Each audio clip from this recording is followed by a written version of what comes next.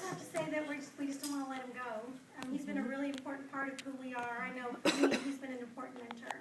And I know that several of the faculty feel the same way here. And many of you, is it Yana? And I was talking about how, Chris, a lot of you have been here for much longer than some of us in the room kind of, and have shared a lot with Bobby. So I just want to say that, we're just not going to let you not stay in touch with us. I know I'm not going to let you. And we just want to thank you for everything that you've done. Everything, Bobby. So we want to present you with a gift. I can't talk because I cried.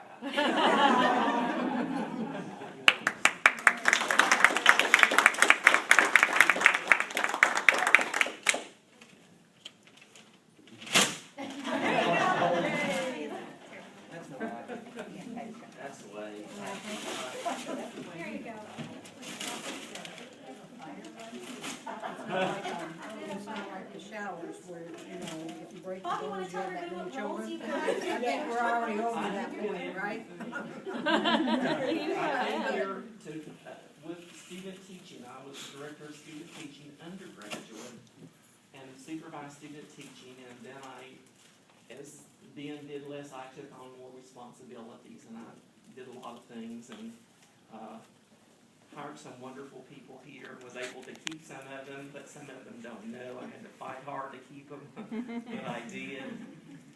And I was the dean for 4 years, and that's when we started all of the programs here that got us financially out of trouble. So I got the right portfolios and all of that kind of stuff.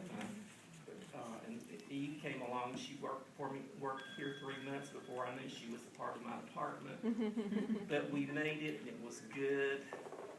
And then I became, when Becky became the dean, I was telling somebody a while ago, I worked 12 months all the years pretty much that I was here, but I never got paid for it. And when Becky became dean, I got my 12-month salary, and I was so excited. And I had been able, without the raises, to live okay. Because I got an extra month's pay, or 2 months, eventually. And then Yoli came, and I knew that I went into the administration by default here. I ended up teaching. Ben left in the fall, about a month before we had our accreditation visit, and he went down the hall to athletics, and all of a sudden, I was in charge of a department because I was the only one who knew what was going on, basically. And so I did that for 4 years, and wanted to get out and gave them my plan. I got out a little bit earlier than I anticipated because of some events. When Yoli came, Becky and she probably didn't know this, but I said, she's going to make a good dean, Becky. Let's mentor her. So we started that. We mentored Yoli, and she said, Bobby, are you sure? I was then because to make things work, I switched from totally undergraduate to graduate. Well, then I started, when Becky became dean, I was the associate dean for undergraduate and taught totally graduate. So it was like, okay. So I was going to both kinds of meetings, and that drives you absolutely insane. You can't do all of them, but I did for a while. And then that's when I knew I was going to get into administration. So we started mentoring Yoli, and she said, are you sure you want to give this up? Yes, very, very sure I want to do it. So it worked out very nicely. Yoli took over, and then I thought, I was also started the all certification program that Jim was responsible for. And that was kind of like my baby, and I did all this other stuff. So I directed that program, and I thought the only way the college will, I'm very open, will get someone to, if I go on sabbatical, that's the only way they'll get someone. So I was like, I'm going to go on sabbatical. So we were able to do that, and we got Jim. I said, there's got to be someone who knows what's going on. So we got Jim, and he did. He was working in teacher certification at the State Department at that time, I think, or something like that. Anyway. And so I had everything, and then I think when we had a changeover of deans again, they asked me would I be interested in being an associate dean for graduate again. I said, no way. No way, I've done everything else, but I will not be the person in charge of graduate. Very And so that worked out okay, but with Steve and Andrea, Andrea's one I had to go beg for to keep. I found out she was going to ASBIR. I said, Taylor, we gotta go over and fight. And I we did, and we got to appreciate keep her, and now she's been promoted to professor and is the associate dean. The titles of which I created, because that was how they bribed me to do some stuff. I said, well, this is what it's gotta be. We gotta have these titles for people. So, I can talk about that, I just can't talk about people or I'm gonna cry. So, but it's been fun here, it really has, and I was able to hire a practitioner. I'm very practitioner based. I'll let all of you research people, but listen, folks, education has got to have practitioners. So I was happy with that.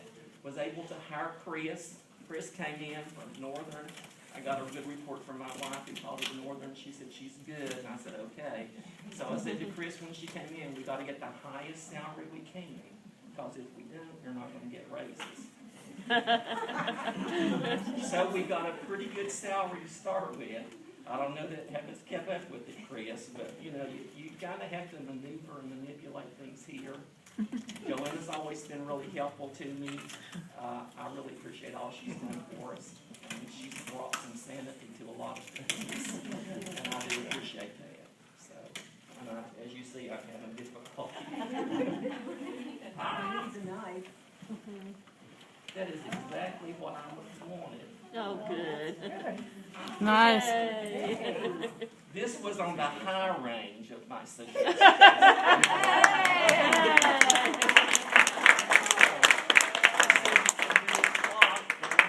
If there's enough money and somebody wants to donate, I want a bag.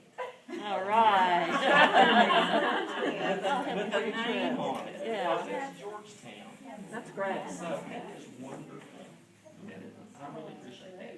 And I talked pretty good. The other day when they gave me my pewter platter, I just broke it up. I thought, I am really retired. And I couldn't say anything, but I thought, I don't know if you were there, but I said, thank you, Louis Holsgrove, for retiring 17 years ago and giving me a job.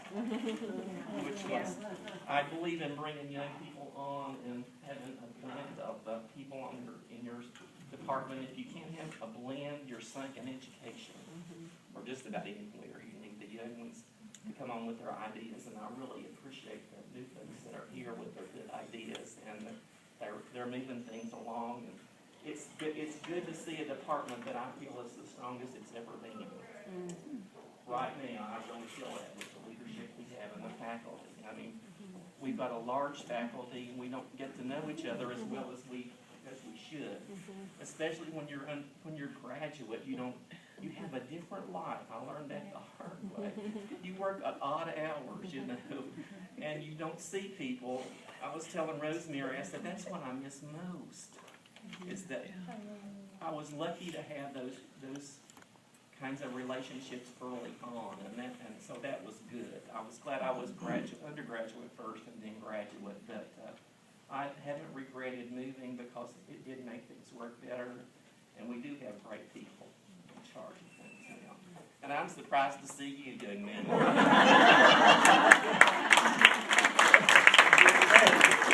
I'm glad you called me a young man. I got to tell him what happened in trustee meeting the other day. Yes. Jimmy Barlow, who's a lot older than you, somebody came up to him and said, "You sure are looking good." And he said, "Don't tell me that." Because Mr. Barlow's like 80 years old. He said, "Why?" He said, "Because when you're a young man, people tell you you're handsome. When you're middle-aged, they tell you you look distinguished. When you get to be old, they tell you you're looking good." And then the ultimate is when they say, "Doesn't he look natural?" You're looking distinguished. I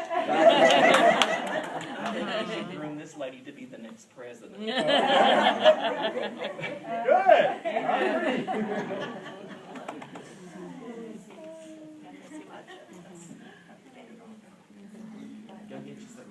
You got some good traveling luggage now. Please come and have cake and